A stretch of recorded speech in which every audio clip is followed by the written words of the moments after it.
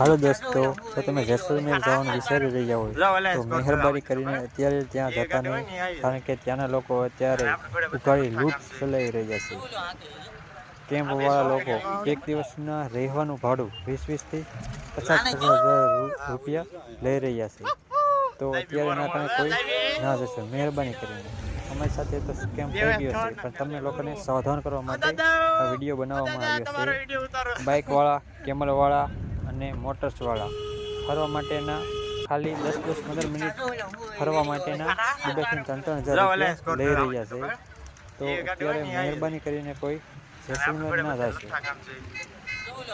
અમારી સાથે સ્કેમ થઈ ગયો છે 2-3 વાર, અને એ લોકો ખોટું બોલીને તમને ત્યાં લઈ જશે કે 2-3 7 કિલોમીટર સુધી અમે તમને ફરવા લઈ જશે. બોર્ડર દેખાડે એવું લોકો કંઈ કરતા જ નથી.